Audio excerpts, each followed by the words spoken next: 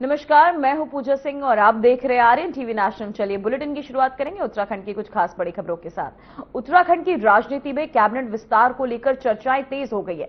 नई दिल्ली में मुख्यमंत्री पुष्कर सिंह धामी से वरिष्ठ विधायकों की मुलाकात ने सियासी हलकों में हलचल बढ़ा दी है।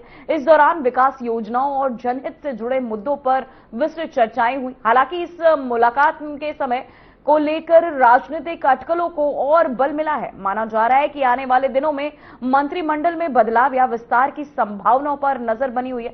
प्रदेश की राजनीति में आगे क्या बड़ा फैसला होता है, इसे लेकर चर्चाओं का दौर अभी भी जारी है। तो मैं आपको बताते चले, कैबिनेट विस्तार को लेकर चर्चाएं तेज हो चुकी हैं। दिल्ली में सीएम धामी से इस दौरान विधायकों की भेंटें भी हुई, साथ ही विकास और जनहित के मुद्दों पर इस दौरान चर्चा हुई।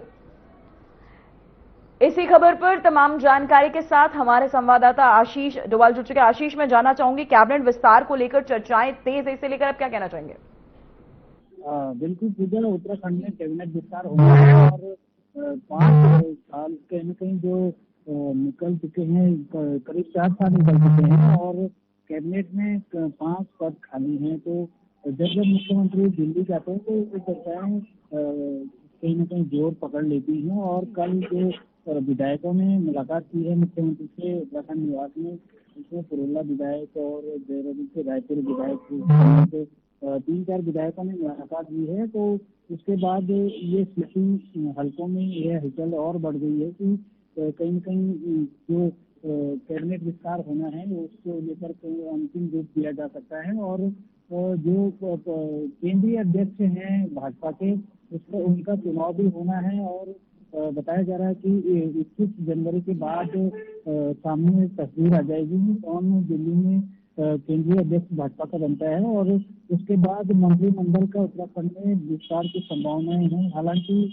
समय समय पर कयासबाजी लगती रही है और चाहे वो पहले करीब 4-5 बार ऐसा हो चुका है कि उत्तराखंड में मंत्रिमंडल विस्तार की अंतिम रूप दिए जाने की बात होती रही, लेकिन अंत में जो है भाग के 3 पार्टी सामने आए हैं और आप देखना होगा कि कल और परसों क्या तस्वीर सामने आती है। कहीं न कहीं राज्य में जो 5 मंत्रिमंडल के पद हैं वो खाली हैं और विधानसभा चुनाव भी होने हैं और जो विपक्षी पार्टियां हैं वो लगातार तंज कस रहे हैं कि क्या भाजपा 2027 में अपना मंत्रिमंडल का विस्तार करेगी। कहीं न कहीं इसको लेकर विपक्षी जो दल कांग्रेस है उसके तमाम नेता आरोप लगा रहे हैं कि क्या भाजपा के कोई विधायक योग्य नहीं है। जो कैबिनेट है, जो कैबिनेट बैठकें हो रही हैं उसमें भी जो मानक के अनुसार जो है उसके अनुसार मंत्री जो है पूरे नहीं है, फोरम पूरा नहीं है, फिर भी कैबिनेट बैठकें हो रही हैं। और तो आप देखना होगा कि ये जो 5 मंत्रिमंडल जो पद खाली हैं उसमें किन किन विधायकों को जो है जगह मिलती है, जातिवाद के आधार पे, क्षेत्रवाद के आधार पे और जो कहीं न कहीं वरिष्ठता के आधार पे भी मंत्रिमंडल में जगह मिलेगी। और देखना होगा कि अब कौन कौन जो विधायक हैं उनका जो है कहीं न कहीं भाग्य खुलता है। जी आशीष, मैं जानना चाहूंगी, मुख्यमंत्री के साथ विधायकों की दिल्ली में लगातार ये मुलाकातें, क्या ये सिर्फ शिष्टाचार है, पदों की दावेदारी? तो एक तरह से इसे कहीं न कहीं दावेदारी भी कह सकते हैं और हालांकि जब तक मंत्री बनाया ना गया हो तब तक कुछ भी कहना जो है अतिशयोक्ति होगा, लेकिन एक तरह से जो विधायक हैं वो भी अपना अपना पक्ष रख रहे हैं। हो सकता है कि वो अपने विकास योजनाओं को लेकर मुख्यमंत्री से मिले हों, लेकिन दिल्ली में मिलना एक अलग मैसेज कहीं न कहीं जाता है और देखना होगा फिर कल या परसों तक जो कयासबाजी लगाई जा रही है कि 21 जनवरी के बाद मंत्रिमंडल का विस्तार हो जाएगा। तो अब जो विधायक मुख्यमंत्री से दिल्ली में मिल रहे हैं वो क्यों मिल रहे हैं, इसका भी एक अलग सियासी जो तोड़ जो है कहीं न कहीं सियासी जो नजरिए से लोग इसे देख रहे हैं। और अब देखना होगा कि जो पुरोला विधायक हैं दुर्गेश्वर लाल या रायपुर के विधायक हैं उमेश शर्मा काऊ, उनको कुछ जिम्मेदारी मिलती है या फिर यूं ही जो मुलाकात सिर्फ मुलाकात तक ही सीमित रह जाएगी। जी आशीष, मैं जानना चाहूंगी, क्या पुराने मंत्रियों के विभाग बदले जा सकते हैं इस दौरान या कुछ की छुट्टी संभव है?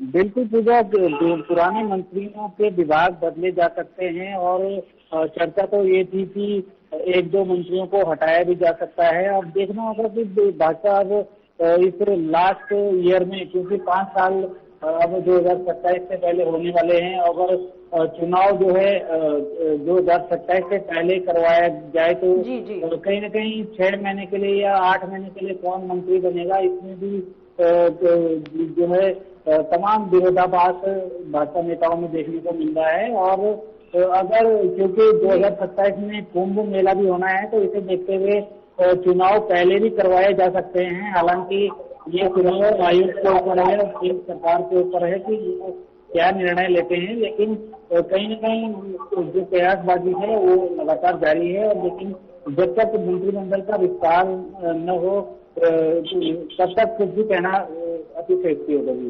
जी आशीष, मैं जानना चाहूंगी, क्या हाईकमान से हरी झंडी मिलते कैबिनेट विस्तार की तारीख तय हो जाएगी? बिल्कुल पूजा, तारीख तय होने की बजाय सीधे नाम का ऐलान हो सकता है, क्योंकि लंबे समय से पहले नवरात्रि का समय आया, उससे पहले तमाम जो उत्तराखंड में चुनाव थे, निकाय चुनाव थे, फिर पंचायत चुनाव थे, उसको जो है इसमें बाधा बताया गया। लेकिन इस बीच जो है एक और मंत्री ने इस्तीफा दिया उससे पहले, तो जो पद थे वो पहले से ही 3 पद खाली थे। एक मंत्री का देहांत हो गया था चंद्रनाम दास का, उसके बाद जो एक जो अग्रवाल है मंत्री, उन्होंने इस्तीफा दिया था। तो वो ऐसे में पूरे 5 पद जो है मंत्रिमंडल में खाली हैं और आधी अधूरी मंत्रिमंडल जो है कैसे फॉरम, बिना फॉरम के चलाई जा रही है, वो भी बड़ा सवाल विपक्षी पार्टियां उठा रही हैं। जी आशीष, आपका बहुत बहुत धन्यवाद इस खबर पर तमाम जानकारी के लिए। अगली खबर पर भी हम आपका रुख करेंगे, बने रहिए हमारे साथ। तो वही खबर सामने आ रही है, जो कृषि सहायकों को सरकार की बड़ी राहत, मानदेय 8,300 से बढ़ाकर 12,351 हुआ। वहीं कृषि मंत्री गणेश जोशी के निर्देश पर शासनादेश जारी, लंबे समय से मानदेय बढ़ाने की मांग कर रहे थे कृषि सहायक। वहीं न्याय पंचायतों में तैनात सहायकों को मिलेगा सीधा लाभ, मानदेय बढ़ोतरी से मनोबल और आर्थिक संबल मजबूत होगा। तो वहीं आपको बताते चले, कृषि सहायकों के लिए सरकार से बड़ी राहत का ऐलान किया गया। राज्य सरकार ने कृषि सहायकों का मानदेय 8,300 से बढ़ाकर 12,351 कर दिया है और इस संबंध में कृषि मंत्री गणेश जोशी के निर्देशों पर शासनादेश जारी कर दिया गया है। लंबे समय से कृषि सहायक मानदेय बढ़ोतरी की मांग कर रहे थे, वहीं जिसे अब सरकार ने स्वीकार कर लिया। न्याय पंचायतों में तैनात कृषि सहायकों को इस फैसले का सीधा लाभ मिलेगा। सरकार का कहना है कि किसानों तक योजनाएं पहुंचाने में कृषि सहायकों की अहम भूमिका होती है और मानदेय बढ़ने से उनका मनोबल और आर्थिक संबल दोनों मजबूत होगा। तो वही आपको बताते चले, खबर सामने आ रही, जहां अब कृषि मंत्री गणेश जोशी के निर्देश पर शासनादेश जारी। इसी खबर पर एक बार फिर से आशीष हमारे साथ जुड़ चुके हैं। आशीष, मैं जानना चाहूंगी, कृषि मानदेय बढ़ने के बाद क्या किसानों में खुशी की लहर दौड़ पड़ी है?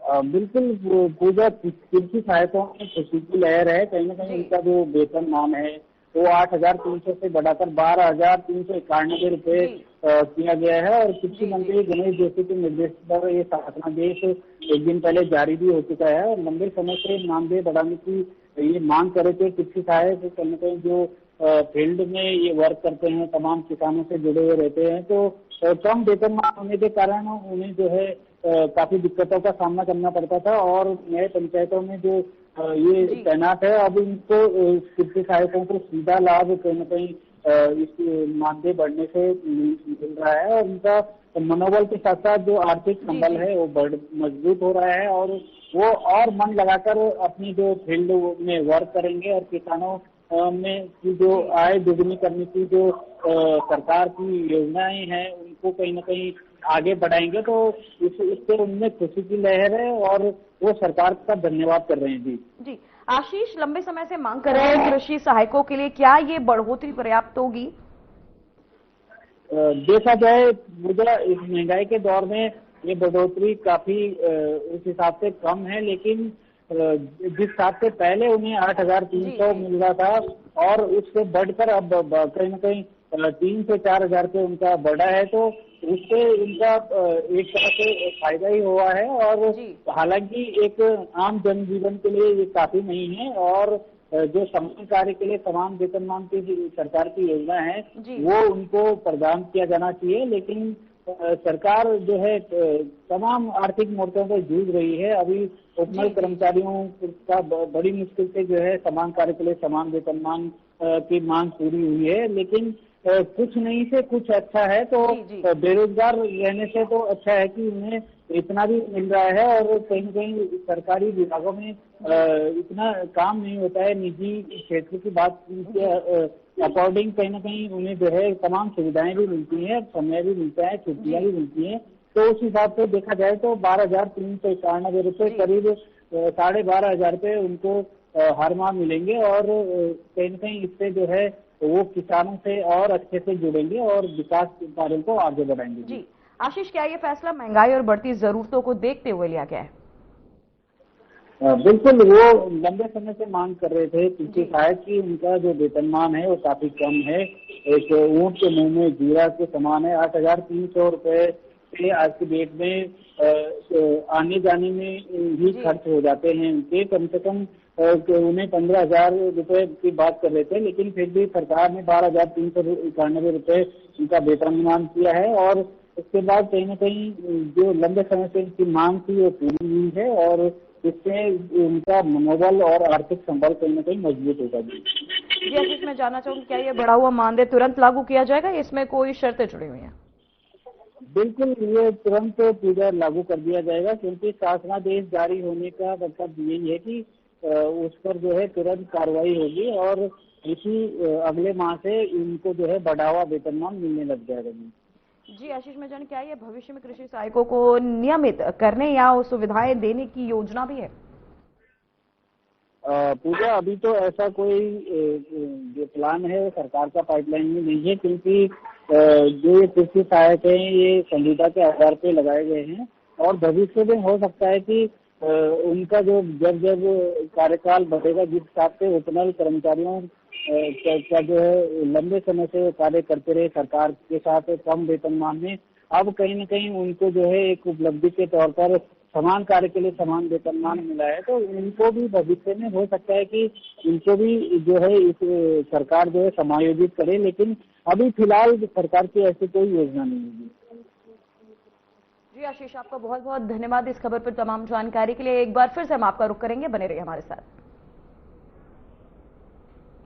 मुख्यमंत्री जनसेवा संकल्प से प्रेरित जिला प्रशासन द्वारा संचालित जनता दर्शन कार्यक्रम आम जन की समस्याओं के त्वरित और समयबद्ध समाधान का प्रभावी मंच बनकर उभर रहा है। कलेक्टर सभागार में आयोजित जनता दर्शन कार्यक्रम के दौरान जिलाधिकारी सबीन बंसल ने कुल 188 शिकायतें सुनी।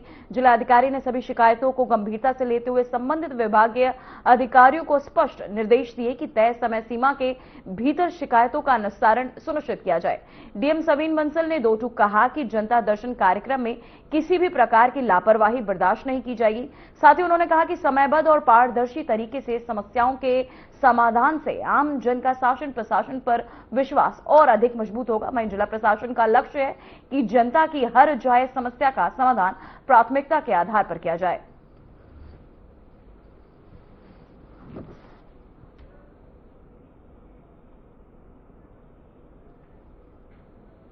तो वहीं विश्व विख्यात उत्तराखंड चारधाम यात्रा 2026 की तैयारियां शुरू हो गई हैं। सरकार और प्रशासन श्रद्धालुओं की सुविधाओं को लेकर पूरी तरह सक्रिय हो गए। राज्य मंत्री ज्योति प्रसाद गैरोला ने बताया कि मुख्यमंत्री पुष्कर सिंह धामी के नेतृत्व में लगातार बैठकों के माध्यम से यात्रा व्यवस्थाओं को और मजबूत किया जा रहा है। उन्होंने कहा कि हर वर्ष श्रद्धालुओं की संख्या में हो रही बढ़ोतरी को देखते हुए इस बार सुविधाओं को और बेहतर किया जाएगा। यात्रा मार्गों, ठहरने, स्वास्थ्य, सुरक्षा और यातायात व्यवस्थाओं पर विशेष ध्यान दिया जा रहा है। तो इस सरकार का फोकस चारधाम यात्रा को सुविधात्मक और व्यवस्थागत रूप से सफल बनाना है, वहीं ताकि श्रद्धालुओं को सुरक्षित और सुगम यात्रा का अनुभव मिल सके। तो वहीं आपको बताते चले यात्रियों की निश्चित तौर पर जिस प्रकार से सुविधाओं का विस्तार किया जा रहा है, जिस प्रकार से चारधाम यात्रा को सरकार लगातार अपनी प्रायोरिटी पे रखती है, उसके लिए लगातार बैठकों का क्रम हो, विभिन्न स्तरों पर बैठकों के क्रम को स्वयं मुख्यमंत्री जी उस पर पैनी नजर बनाए हुए हैं। तो मुझे लगता है कि हर वर्ष की भांति पिछला रिकॉर्ड हमेशा ही टूटता रहा है, यह वर्ष भी उत्तराखंड के यात्रियों की सुख सुविधाओं की दृष्टि से उनकी संख्यात्मक दृष्टि से, उसकी गुणात्मक दृष्टि से यह साल पिछले सालों की अपेक्षा बहुत बेहतर होने वाला है। इसी खबर पर एक बार फिर से तमाम जानकारी के साथ इसी खबर पर हमारे साथ हमारे संवाददाता आशीष डोभाल एक बार फिर से हमारे साथ जुड़ चुके हैं। आशीष, मैं जानना चाहूंगी, चारधाम 2026 की तैयारियां शुरू हो चुकी हैं, इसे लेकर क्या तमाम इंतजाम किए गए हैं श्रद्धालुओं के लिए?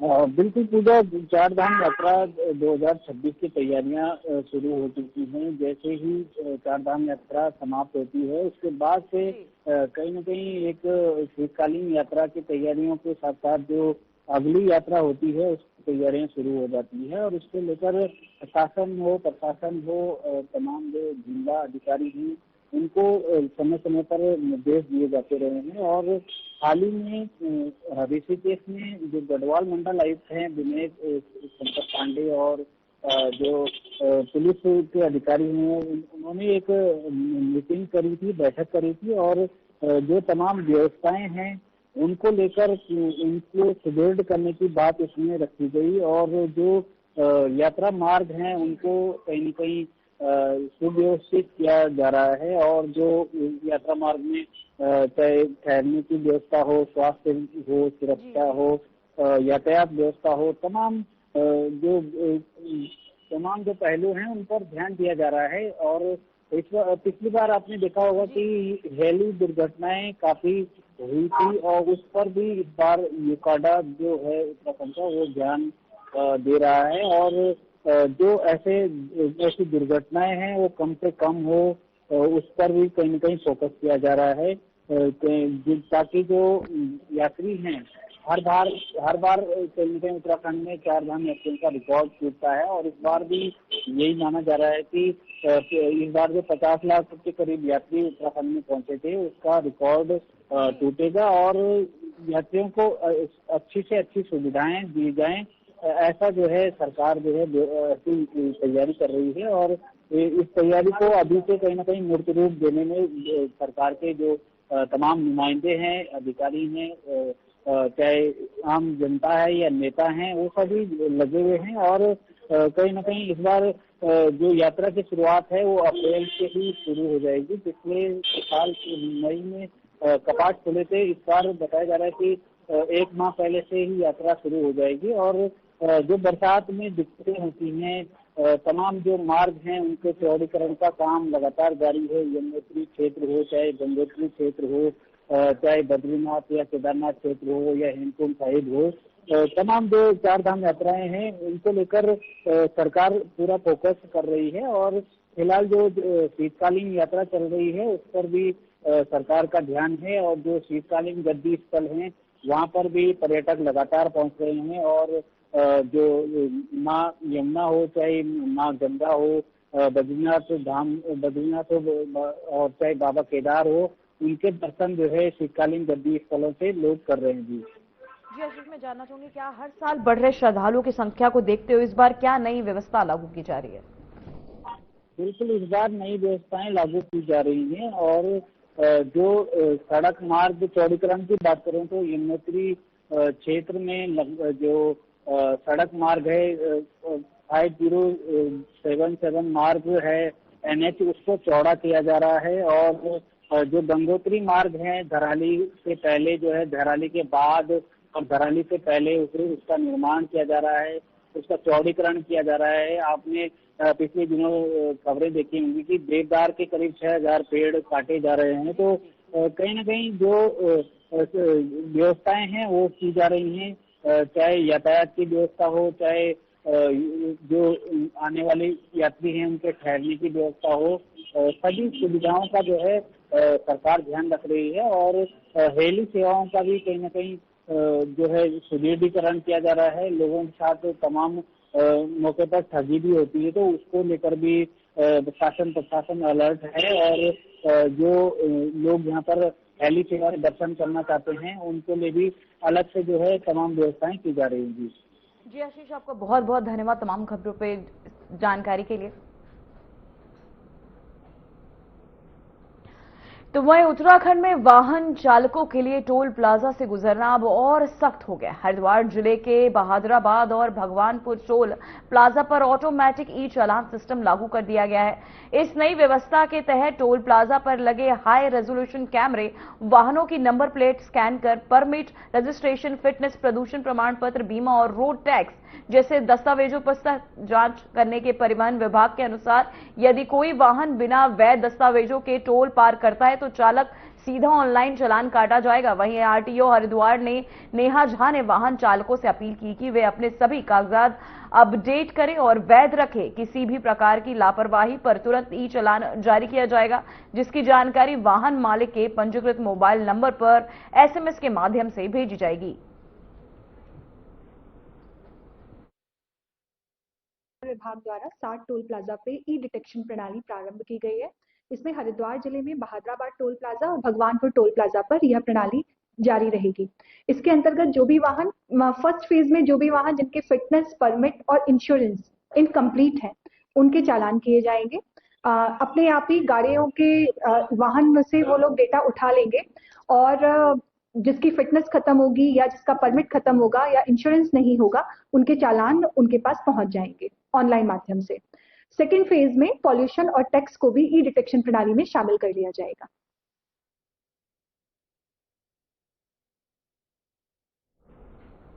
तो वहीं उत्तराखंड नर्सिंग मंच ने नर्सिंग में रिक्त पदों पर वर्षवार भर्ती की मांग को लेकर मुख्यमंत्री आवास कूच किया और जोरदार प्रदर्शन किया। नर्सिंग मंच का कहना है कि लंबे समय से रिक्त पदों को एक साथ भरने के बजाय वर्षवार नियुक्ति की जाए ताकि योग्य अभ्यर्थियों को न्याय मिल सके। प्रदर्शन के दौरान बीजेपी विधायक विनोद चमोली ने नर्सिंग अभ्यर्थियों से मुलाकात कर मुख्यमंत्री और संबंधित मंत्रियों से इस विषय पर चर्चा करने का आश्वासन दिया। साथ ही उन्होंने कहा कि परीक्षा और वर्षवार भर्ती को लेकर अंतिम निर्णय शीघ्र लिए जाने की उम्मीद है।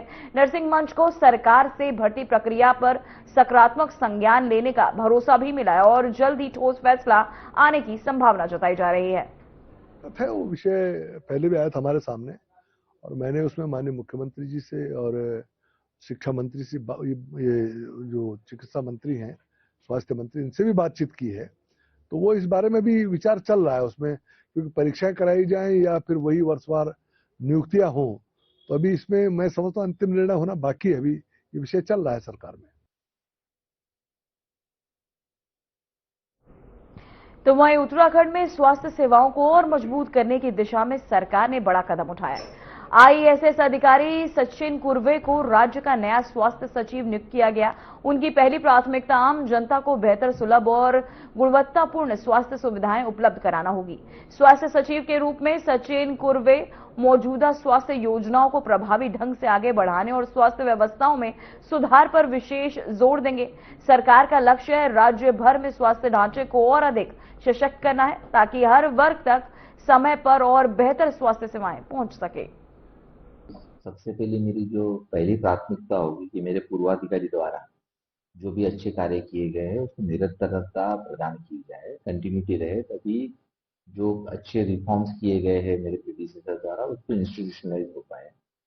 दूसरा, क्योंकि अपना उत्तराखंड एक पहाड़ी राज्य है, तो दुर्गम क्षेत्रों में, पहाड़ी क्षेत्रों में स्वास्थ्य सुविधाओं को, सेवाओं को सुदृढ़ करने के दृष्टिकोण से वो एक आम आदमी तक उसको सहजता से पहुंचे, सुगमता से पहुंचे, इस दृष्टिकोण से जो भी प्रयास करने हैं वो प्रयास किए जाएंगे। तो वहीं दून मेडिकल कॉलेज की प्राचार्य गीता जैन ने स्पष्ट किया कि कॉलेज पूरी तरह रैगिंग फ्री है और सुप्रीम कोर्ट की गाइडलाइंस का सख्ती से पालन किया जा रहा है। उन्होंने बताया कि रैगिंग रोकने के लिए नियमित लेक्चर होते हैं और पूरे कैंपस में एंटी रैगिंग पोस्टर लगाए गए। जूनियर छात्रों से रैगिंग के मामले में दोषी पाए गए एमबीबीएस के 9 सीनियर छात्रों के खिलाफ कड़ी कार्यवाही की गई है। 2 छात्रों को कॉलेज और हॉस्टल से निष्कासित कर दिया गया। 50-50 हजार रुपए का जुर्माना लगाया गया। वहीं जबकि 7 छात्रों को 1 महीने के लिए कॉलेज और 3 महीने के लिए हॉस्टल से निष्कासित किया गया है। ये कार्यवाही 12 जनवरी की रात हुई रैगिंग की घटना के बाद एंटी रैगिंग कमेटी की जांच के आधार पर की गई। दून मेडिकल कॉलेज में रैगिंग पूर्णतया निषेध है। जैसे ही मेरे पास ये प्रकरण आया तो तुरंत ही इसको जांच कमेटी को, एंटी रैगिंग कमेटी को सौंप दिया गया और जो भी रिकमेंडेशन कमेटी की आएंगी तो वो रिकमेंडेशन फॉलो करी जाएंगी। और I am I'll ensure you that strictest possible action will be taken against the offender. फिलहाल उत्तराखंड की खबरों में इतना ही। देखते रहिए आरएन टीवी नेशनल। मुझे दीजिए इजाजत। नमस्कार।